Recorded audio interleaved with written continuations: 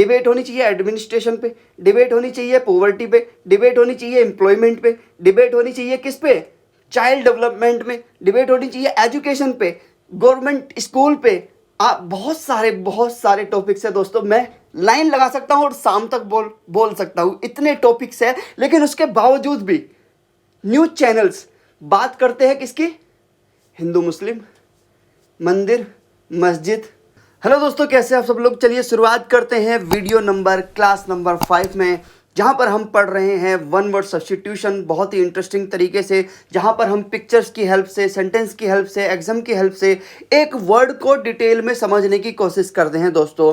बहुत ही इफ़ेक्टिव तरीका है और ये वर्ड्स आपके दिमाग में लंबे समय तक रहने की पॉसिबिलिटी इस वीडियो में मैं प्रॉमिस करता हूँ आपसे, क्योंकि इस तरीके से पढ़ना ही इफ़ेक्टिव होता है, जहाँ पर हम एक वर्ड्स का पहले उसका सेंटेंस में यूज़ करना सीखे, फिर उसका सेंस समझे कि वो किस कॉन्टेक्स्ट में, किस संदर्भ में यूज़ होता है, फिर उसकी पिक्चर देखे। तो ये बहुत ही इफ़ेक्टिव तरीका है किसी भी वोकैबुलरी को याद करने का। तो चलिए शुरुआत करते हैं एक नई क्लास की, क्लास नंबर 5। तो यहाँ पे देखिए आपका पहला वर्ड है एलियन। दोस्तों एलियन शब्द के दो मीनिंग होते हैं, लेकिन ज़्यादातर लोग इसका पहला मीनिंग समझते हैं कि इसका पहला मीनिंग क्या है।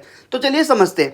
एलियन होता है दूसरे ग्रह का वासी, यानी कोई दूसरे प्लेनेट से कोई अगर वासी आ जाए, कोई एलियन आ जाए तो उसको हम एलियन बोलते हैं। दूसरा इसका जो मीनिंग होता है वो विदेशी से होता है। मान लिया कोई बांग्लादेश से कोई इमिग्रेंट आ जाए, कोई ऐसा व्यक्ति आ जाए जो बांग्लादेश में से निकलना चाहता है और इंडिया में आना चाहता है, तो वो हमारे लिए विदेशी होगा, तो उसको भी हम एलियन कह सकते हैं। तो एलियन के दो मीनिंग आज आपने सीखे।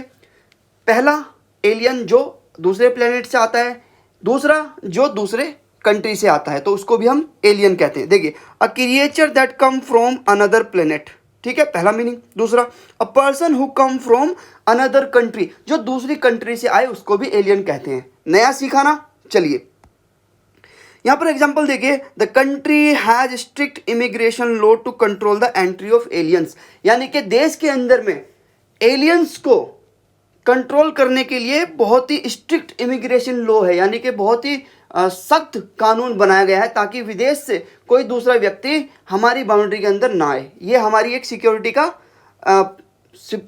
की वजह से हम ऐसा करते हैं।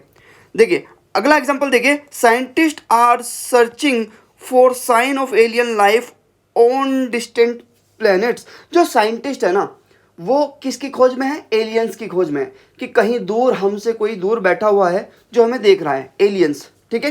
तो उसमें इसको यूज कर लेते हैं। तो आपने दो मीनिंग समझे ना इसके। चलिए अगली स्लाइड पे चलते हैं। अगला वर्ड है एमेचर। एमेचर का मतलब क्या होता है दोस्तों, कोई ऐसा व्यक्ति जो कोई काम करे या एक्टिविटी करे पैसे के लिए नहीं, अपनी खुशी के लिए। तो यहाँ देखिए, जिसको हम शौकिया आदमी बोलते हैं कि ये अपने शौकीन के लिए ये काम करता है, वो पैसे के लिए नहीं करता। तो यहाँ पर देखिए इंग्लिश में, a person who likes to take part in a sport or other activity for enjoyment. जो इंजॉयमेंट के लिए किसी एक्टिविटी में या किसी स्पोर्ट्स में पार्टिसिपेट करे, उसको हम क्या बोलेंगे, एमेचर पर्सन बोलेंगे। नॉट एज ए जॉब और मनी, जो किसी वो जॉब की तरह नहीं करता, प्रोफेशन नहीं है उसका, ना ही वो पैसे के लिए उस काम को कर रहा, वो केवल इसलिए कर रहा है क्योंकि उसमें इंजॉयमेंट आता है। समझ गए ना। यहाँ पर पिक्चर देखिए, ये जो मोहतरमा है ये फोटोग्राफी करती है, तो इनका शौक है फोटोग्राफी करना। ये इससे पैसा नहीं कमाना, मतलब कमा ले वो अलग बात है, लेकिन अभी फिलहाल ये जो इस काम को कर रही है वो शौक के आधार पर कर रही है। यहाँ पर देखिए, ये जो कुछ स्टूडेंट्स हैं या कुछ बच्चे हैं, वो क्या खेल रहे हैं, टेनिस खेल रहे हैं या पिंग पोंग गेम बोलते हैं इसको, वो खेल रहे हैं। तो ये भी किसके लिए, अपने इंजॉयमेंट के लिए कर रहे हैं, ना कि पैसे के लिए। यहाँ पर देखिए, she is an amateur photographer who enjoys capturing landscape in her spare time. Spare time का मतलब होता है खाली समय में। तो सी इज एमेच्योर फोटोग्राफर, वो एक शौकिया फोटोग्राफर है और वो जो इंजॉय करती है क्या, कैप्चरिंग लैंडस्केप्स फोटोज। वो जो करते हैं लैंडस्केप फोटो कौन सी होती है, जैसे कोई प्राकृतिक दृश्य हो बहुत ही अच्छा सुंदर सा, उसको हम लैंडस्केप पिक्चर्स में कैटेगरी में रखते हैं। और अपने स्पेयर टाइम में वो ये करना पसंद करती है, यानी कि स्पेयर टाइम का मतलब मैंने क्या बताया, फ्री टाइम में। समझे ना। नेक्स्ट स्लाइड पे चलिए। Amnesia, next word is amnesia. क्या मतलब होता है इसका, पार्शियल और कंप्लीट लॉस ऑफ मेमोरी, यानी कि अगर किसी की जो मेमोरी होती है या तो कुछ भूलने की आदत हो उसे या पूरा भूलने की आदत हो, तो उसको हम एमनीशिया डिजीज कहते हैं। क्या बोलते हैं? एमनीशिया। मेरे साथ रिपीट करिए, बोलिए एमनीशिया, बोलिए एमनीशिया। तो एमनीशिया का मतलब क्या होता है? भूलने की बीमारी। तो यहाँ पर देखिए, याददाश्त खो बैठने की अवस्था या स्मृति लोप, यानी कि भूलने की जो बीमारी होती है उसको क्या बोलते हैं? एमनीशिया। क्या बोलते हैं? एमनीशिया। किसको? भूलने की बीमारी को। आगे देखिए यहाँ पर कुछ पिक्चर्स है, जैसे कि यहाँ पर देखिए कि ये अंकल जी है, ये ऐसे हाथ रखे हुए, इसका मतलब ये भूल गए हैं, इनको कुछ याद नहीं आ रहा। तो एमनीशिया बीमारी जो होती है 2 रीजन से होती है। एक तो होती है ये एज के बढ़ जाने से, यानी कि अगर आपकी एज 60+ है तो ये बीमारी हो सकती है। दूसरी, कभी आपके ब्रेन पर कोई चोट लगी है या कुछ आपका एक्सीडेंट वगैरह कुछ कहीं पर हुआ है, तो उससे अगर आपके ब्रेन में चोट लग जाती है तो वहाँ उस वजह से भी एमनीशिया हो जाता है। तो इसलिए बोलते हैं कि अपने जो हेड को उसको प्रोटेक्टेड रखना चाहिए। छोटी सी चोट भी बहुत नुकसान कर सकती है, पूरी लाइफ उससे सफ़र करना पड़ सकता है। तो अब देखिए एग्जांपल देखिए, after the car accident she suffered from retrograde amnesia and couldn't remain any event from the past year. जो एक्सीडेंट के बाद में वो सफ़र कर रही है, वो जूझ रही है, किससे? Retrograde amnesia. बेटा यहाँ देखिए, रेट्रोग्रेड एमनीशिया का मतलब है, रेट्रोग्रेड का मतलब है कि कोई अवस्था है जो बद से बदतर होती जा रही है, उसको रेट्रोग्रेड बोलते हैं। तो रेट्रोग्रेड एमनीशिया यानी कि उसकी जो बीमारी है भूलने की वो रेट्रोग्रेड है। And couldn't remain any event from the past year, यानी कि वो अपने पास्ट ईयर जो उसका बीता हुआ काल है उसमें से उसको कुछ भी याद नहीं आ रहा है एक्सीडेंट की वजह से। तो इसको क्या बोलते हैं? एमनीशिया, भूलने की बीमारी। समझे ना? समझे तो चैनल को अभी सब्सक्राइब करिए दोस्तों, करिए, क्योंकि it gives me positive sense of responsibility to upload more videos on this channel. करिए वीडियो को लाइक और बेल आइकन का बटन जरूर दबाइएगा, क्योंकि वहाँ से भी मुझे आपको हेल्प करने में एक छोटा सा हेल्प मिलती है, ताकि मैं जब भी वीडियो पोस्ट करूँ तो वो आपके पास पहुँच जाए। अगला देखिए, अगला वर्ड है अनार्की। दोस्तों इस शब्द को देखिए, द हिंदू न्यूज़पेपर अगर पढ़ते हो तो ये आता रहता है। अनार्की क्या होता है दोस्तों? समझिए, शासनहीनता की स्थिति जो होती है ना, यानी कि किसी राज्य में या किसी देश में जहाँ पर कोई सरकार ना हो, जहाँ पर कोई कानून ना हो, वहाँ पर हम क्या बोलते हैं? शासनहीन कंट्री है, यानी कि कौन सी? अनार्की वहाँ पर है, अनार्की वहाँ पर है। तो यहाँ पर देखिए, anarchy refer to a state of society without a centralize government. किसी केंद्रीय सरकार के बिना ही अगर कोई देश हो और अथॉरिटी या कोई अथॉरिटी हो, where individuals live in a state of freedom and absence of formal governance. जहाँ के लोग कैसे रहे? स्टेट ऑफ फ्रीडम में रहे, आज़ाद रहे, और एब्सेंस ऑफ फेडरल गवर्नमेंट, जहाँ पर कोई फेडरल गवर्नमेंट ना हो, संघीय शासन या संघीय सरकार ना हो, उस सरकार को हम क्या बोलते हैं? एनार्किनिज्म बोलते हैं, एनार्की बोलते हैं। ठीक है, यहाँ पर देखिए पिक्चर देखिए, वोट फॉर नोबडी। किसी के लिए वोट नहीं करते वो, क्योंकि वो क्या करते हैं कि उनके, अच्छा वे वोट क्यों नहीं करते? तो उसके पीछे लॉजिक है, विल कीप इलेक्शन प्रोमिसेस, यानी कि नेता इलेक्शन प्रोमिस करते हैं लेकिन पूरे नहीं करते।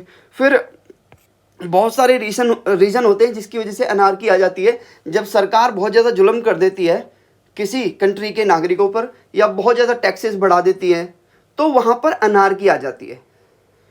तो चलिए यहाँ पर देखिए, इस पिक्चर में नो बॉर्डर नो बैंक्स, यानी कि यहाँ पर ये लोग जो है किसी बॉर्डर की मांग नहीं कर रहे हैं कि कोई बॉर्डर नहीं होना चाहिए, कोई रोक नहीं होनी चाहिए। ठीक है, तो शासनहीनता की स्थिति को ही हम क्या बोलते हैं? अनार्की बोलते हैं। एग्जाम्पल देखिए, in the absence of government communities में develop their own system of cooperation and organisation in an anarchist society. यानी कि जो एब्सेंस ऑफ गवर्नमेंट होती है, एब्सेंस का मतलब होता है कि सरकार ना होना, जो कम्युनिटीज़ होती है, जो समुदाय होते हैं, वो अपनी ही क्या एक डेवलप कर लेते हैं कोऑपरेशन, अपना ही एक सिस्टम डेवलप कर लेते हैं सोसाइटी के लोग, जहाँ पर कोई सरकार नहीं होती, और एक ऑर्गेनाइजेशन बना लेते हैं। इसी को ही अनार्किस्ट सोसाइटी बोलते हैं। ठीक है, समझे दोस्तों? चलिए नेक्स्ट वर्ड इज एंथ्रोपोलॉजी। यहाँ पर देखिए दोस्तों, अगर आप इसको रूट वर्ड की हेल्प से देखो तो एंथ्रो का मतलब होता है ह्यूमन काइंड, और लॉजी किसी वर्ड में भी आ जाए, चाहे वो एंथ्रोपोलॉजी हो, साइकोलॉजी हो, बायोलॉजी हो। ठीक है, जिन वर्ड में भी लॉजी होता है वो किसी स्टडी से रिलेटेड होता है, यानी कि उस चीज़ की पढ़ाई को से रिलेटेड होता है। ठीक है। तो एंथ्रोपोलॉजी का मतलब क्या हुआ, एंथ्रो का मतलब ह्यूमन, लॉजी का मतलब स्टडी, यानी ह्यूमन काइंड की स्टडी को ही एंथ्रोपोलॉजी बोलते हैं। यानी इंसान के बारे में पढ़ना कि वो किस कल्चर से आया है, किस सोसाइटी से आया है, कैसे उसने इवोल्यूशन किया है, इस चीज़ की पढ़ाई को ही हम एंथ्रोपोलॉजी बोलते हैं। यहाँ पर देखिए हिंदी में, मानव की उत्पत्ति, उसके विकास, प्रथाओं और विकास का वैज्ञानिक अध्ययन, यानी कि उसके विकास का अध्ययन जो होता है, स्टडी जो होती है, उसको एंथ्रोपोलॉजी बोलते हैं। मानव विज्ञान इसको हम बोलते हैं एक वर्ड में। Anthropology is discipline that studies human being, इंसानों को पढ़ती है, देयर कल्चर, उनके कल्चर्स को पढ़ती है, सोसाइटी, समाज को, and develop of human behaviour over time, यानी कि ह्यूमन, इंसान का जो बिहेवियर डेवलप हुआ है उसके बारे में पढ़ाई करती है इस सब्जेक्ट के अंदर में। It encompasses a broad range of topic including social structure, language, belief system, art, ritual and the biological genetics aspects of human intents, यानी कि एंथ्रोपोलॉजी के अंदर में बहुत सारी चीज़ें पढ़ी जाती है। ह्यूमन की जेनेटिक्स के बारे में पढ़ा जाता है, उनकी सोसाइटी कल्चर के बारे में पढ़ा जाता है, उनका बिलीफ सिस्टम क्या है उसके बारे में पढ़ा जाता है, रिचुअल्स वो किस तरह की मान्यताएं हैं उन सब के बारे में पढ़ा जाता है। तो इसी को हम एंथ्रोपोलॉजी बोलते हैं, यानी कि मानव के इतिहास को पढ़ना या मानव के बारे में जानना ही एंथ्रोपोलॉजी कहलाता है। इज दैट क्लियर और नोट, कमेंट करके बताइएगा। और दोस्तों अगर ये वीडियो आपको पसंद आ रही है ना, तो अपने 3 दोस्तों के साथ मिनिमम शेयर जरूर करिएगा, ऐसे दोस्तों के साथ में जो एग्ज़ाम्स की तैयारी कर रहे हैं और जिसको इंग्लिश का कोई बेहतर सोल्यूशन चाहिए होगा। If you think like this, चलिए एंथ्रोपोलॉजी का यहाँ पर देखिए एक एग्जाम्पल दिया हुआ है। एंथ्रोपोलॉजी क्या है, examines the culture, practice and custom of the indigenous tribe in remote region of the world. समझ गए ना, चलिए आगे चलते हैं। अगला वर्ड है दोस्तों आर्कीव्स। आर्कीव्स क्या होता है, देखिए हमारे आर्कीव्स का मतलब समझिए, जो एक लाइब्रेरी टाइप होती है जहाँ पर डॉक्यूमेंट्स रखे होते हैं, कौन से, इतिहास के बारे में। तो यहाँ पे देखिए, a collection of historical documents, यानी कि ये ऐतिहासिक कागज होते हैं जो किसी स्टोर में या किसी लाइब्रेरी में स्टोर होते हैं। रिकॉर्ड ऑफ ए गवर्नमेंट, किसी गवर्नमेंट के रिकॉर्ड्स भी रखे हो सकते हैं वहाँ पे। फैमिली के या अ प्लेस और एन ऑर्गेनाइजेशन, यानी किसी ऑर्गेनाइजेशन का भी डॉक्यूमेंट्स हो सकते हैं उस लाइब्रेरी के अंदर में। तो ऐसे स्थान को हम आर्कीव्स बोलते हैं। यहाँ पिक्चर्स में देखिए कि बहुत सारे डॉक्यूमेंट्स यहाँ पे रखे हुए हैं, ये देखिए ये डॉक्यूमेंट्स रखे हुए हैं। इन डॉक्यूमेंट्स के स्टोरेशन को ही आर्कीव्स बोलते हैं। यहाँ पर देखिए बहुत सारे डॉक्यूमेंट्स हैं, ये भी आर्कीव्स है, ये भी आर्कीव्स है, समझे ना बात को। तो इस फोटो को इस पिक्चर्स के हेल्प से याद करने की कोशिश करो। यहाँ पर देखिए दोस्तों, the national archives contain historical document such as the declaration of independent and the constitution. जो नेशनल आर्कीव्स है यानी राष्ट्रीय जो पुरालेखागार है, उसके अंदर में इम्पोर्टेंट हिस्टोरिकल डॉक्यूमेंट रखे हुए हैं जिनके अंदर में इंडिपेंडेंस यानी कि जो हमारी आज़ादी थी उसका डिक्लेरेशन वाले कॉन्स्टिट्यूशन के डॉक्यूमेंट्स रखे हुए हैं। ठीक है, अगली स्लाइड पे चलिए दोस्तों। क्रेडिबल बहुत अच्छा वर्ड है दोस्तों, और ये आपको कुछ सिखा के जाएगा। देखिए क्रेडिबल का मतलब क्या होता है, दैट कैन बी बिलीव्ड और ट्रस्टेड, जिस पे हम विश्वास कर सके, जो ट्रस्टेड हो, जो बिलीव्ड हो, उसको हम क्या बोलते हैं, क्रेडिबल बोलते हैं। और विश्वास जब हम किसी चीज़ पे पैदा करते हैं अपना, तो उसको हम क्रेडिबल बोलते हैं। जैसे आप बहुत अच्छे से मेहनत करते हो पढ़ाई लिखाई में, तो आपके माता पिता आप पर क्रेडिबल है, यानी कि आपकी जो क्रेडिबिलिटी है, जो आपकी विश्वसनीयता है, वो आपके माता पिता सोचते हैं कि हाँ ये बच्चा मेहनत कर रहा है तो मुझे इस पे विश्वास है कि ये कुछ ना कुछ कर जाएगा। यानी कि किसी चीज़ पे विश्वास करना किस आधार पर, उसके एक्शन, एक्टिविटी और उसके जो पूरा ओवरऑल जो उसकी परफॉर्मेंस होती है उसको देख करके अगर ऐसा लगे कि हाँ ये एक अच्छा विश्वसनीय है, तो उसको हम क्रेडिबल बोलते हैं। यहाँ पर देखिए इस्टेब्लिश क्रेडिबिलिटी, यानी कि अपनी क्रेडिबिलिटी बढ़ाओ, अपना विश्वास पैदा करो समाज के अंदर, सोसाइटी के अंदर, घर वालों के अंदर, टीचर के अंदर, अपने प्रति भरोसा जागरूक करो। क्योंकि जब आप कॉन्फिडेंस में लेके आओगे, जब आप भरोसा क्रिएट करोगे, तो लोग आप पर विश्वास करेंगे, आपकी हेल्प करना स्टार्ट कर देंगे हर तरीके से, चाहे वो फाइनेंशियल हो या कोई भी। क्योंकि जब तक आप क्रेडिबिलिटी नहीं करोगे या आप विश्वसनीय पर्सन नहीं बनोगे, तो कोई भी आप पे विश्वास नहीं करेगा और कोई भी हेल्प करने की कोशिश नहीं करेगा। तो विश्वसनीय पर्सन बनिए, विश्वास करने योग्य बनिए। यहाँ पे देखिए, the journalist provide credible evidence to support their investigation report. यहाँ पे देखिए, जो जर्नलिस्ट है ना, जो जर्नलिस्ट होता है वो प्रोवाइड कर रहा है क्रेडिबल एविडेंस, यानी कि विश्वसनीय एविडेंस का मतलब सबूत वो क्या कर रहा है, प्रोवाइड कर रहा है, यानी कि दे रहा है, जिससे उसकी इन्वेस्टिगेशन रिपोर्ट को एक सपोर्ट मिलती है। यानी कि अगर कोई इन्वेस्टिगेटर या कोई जर्नलिस्ट कोई रिपोर्ट दे तो उसकी क्रेडिबिलिटी क्या है, उसकी विश्वसनीयता क्या है, तो वो कैसे पता लगेगा, जब वो सबूत देगा, जब वो एविडेंस देगा, समझे ना। और आजकल आपको पता है जितने भी न्यूज़ चैनल है, जितने भी, सारे तो नहीं लेकिन आपको पता है कि ज़्यादातर मीडिया कैसी है, वो उसकी क्रेडिबिलिटी नहीं है। आप देख लो ना, ऐसे ऐसे चैनल हैं जो झूठ पे झूठ बोल रहे हैं, धार्मिक डिबेट कर रहे हैं, ठीक है। उनका एक ही एजेंडा होता है कि पब्लिक को डाइवर्ट करना है मेन मुद्दे से। मुद्दा क्या होना चाहिए, पढ़ाई का। मुद्दा क्या होना चाहिए, गरीबी का। मुद्दा क्या होना चाहिए, रोजगार का। लेकिन वो बात क्या कर रहे हैं, धार्मिक बातें, रिलीजन, हिंदू मुस्लिम, ठीक है, ये ऐसी बात कर रहे हैं, ठीक है। ये नेता ऐसा, वो नेता ऐसा, एक दूसरे पे आरोप प्रत्यारोप चलता रहता है।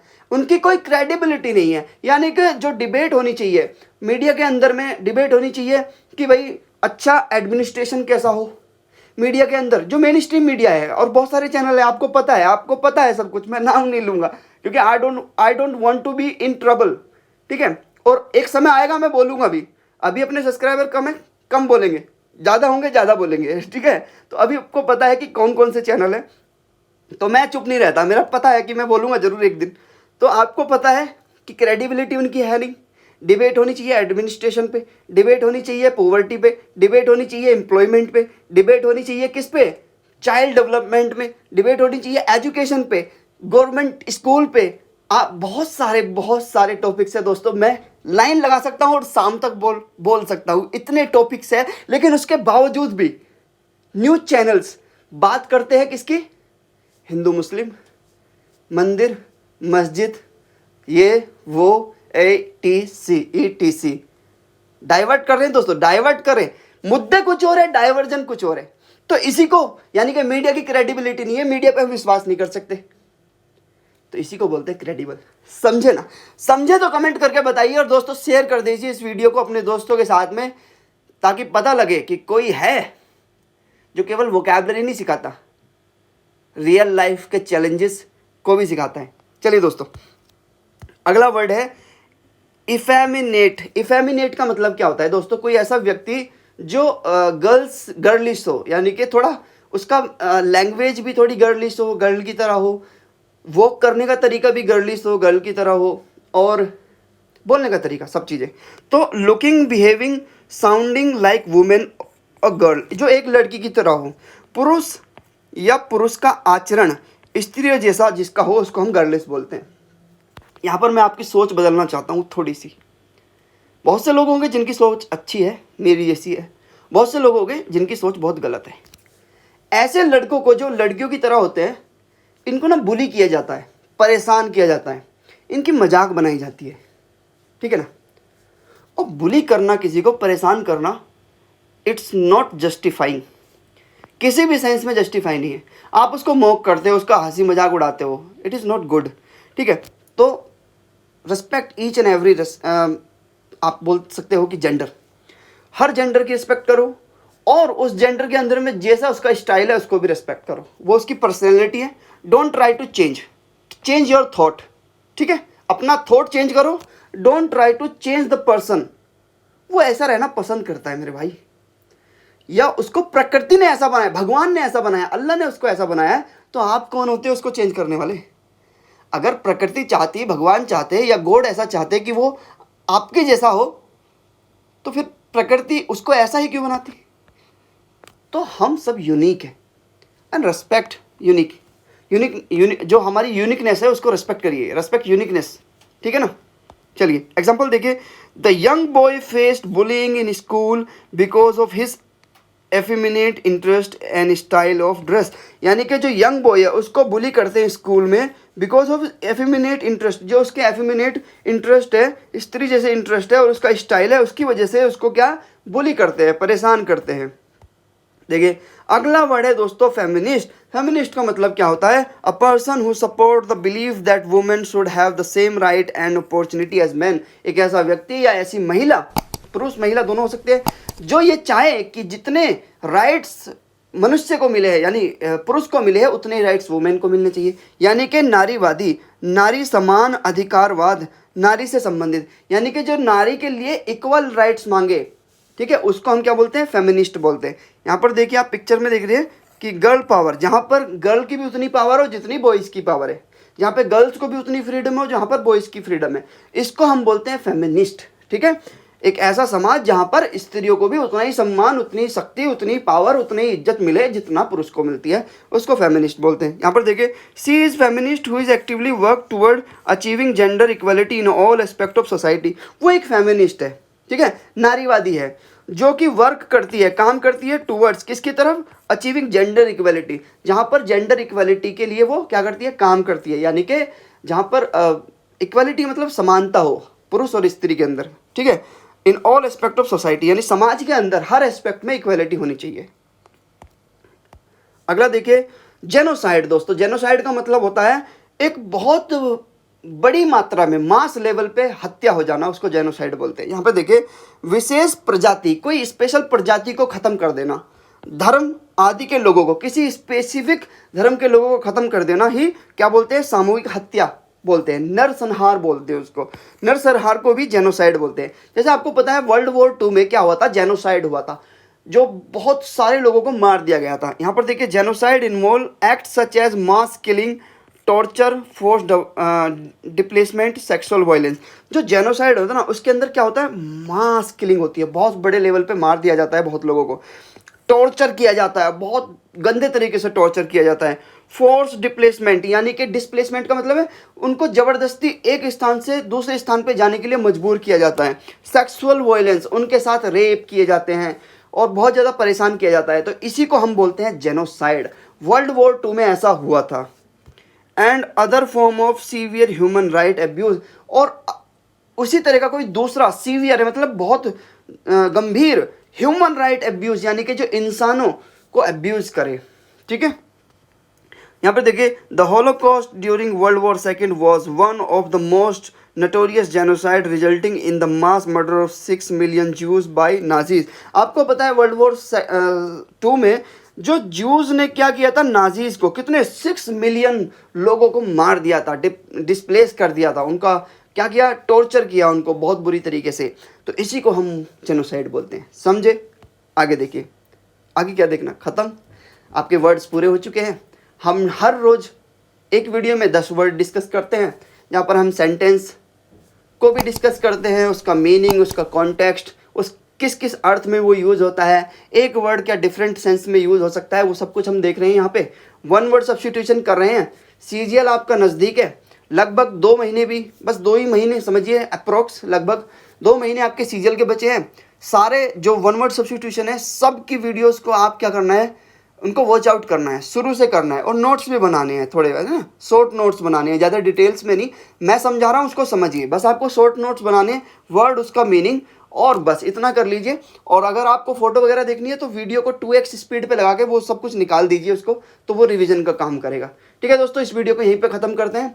बने रहिए मेरे साथ, इसी सीरीज में हम करेंगे पूरी वोकेबलरी को डिस्कस। और आप मुझे ये ज़रूर बताइएगा कि क्या हम इस वीडियो में जो नंबर ऑफ़ वर्ड्स की जो क्वांटिटी है वो बढ़ा देगा। मतलब इस वीडियो को हम ऐसा कर सकते हैं कि इसमें हम 20 वर्ड डिस्कस कर सकते हैं, 20 से 25 या 30। कमेंट करके ज़रूर बताइएगा कि इतने वर्ड्स काफ़ी हैं या ज़्यादा लंबा हो रहा है, या कितने वर्ड्स करने चाहिए। ठीक है दोस्तों, कमेंट करके ज़रूर बताइएगा दोस्तों, और बताइएगा कि आपकी क्या डिमांड्स है, आप क्या चाहते हो मुझसे। तो कोशिश करेंगे कि वोकैबुलरी से रिलेटेड ही आप अभी इस सवाल पूछे, क्योंकि अभी वोकैबुलरी की सीरीज चल रही है, तो उसी को पहले कवर कर लेते हैं, क्योंकि वोकैबुलरी बहुत इंपॉर्टेंट पार्ट है इंग्लिश को सीखने का, और बहुत मतलब फंडामेंटल चीज़ है यार। अगर आपको इंग्लिश पे कमांड करनी है तो फंडामेंटल चीज़ वोकैबुलरी होती है मेरे मानने से। Words is the fundamental unit of learning English. ठीक है, चलिए दोस्तों, इस वीडियो को यहीं पे ख़त्म कर देते हैं। मिलते हैं अगली वीडियो में, जब तक के लिए bye bye, tata, take care, और मिलेंगे अगली वीडियो में। Thank you.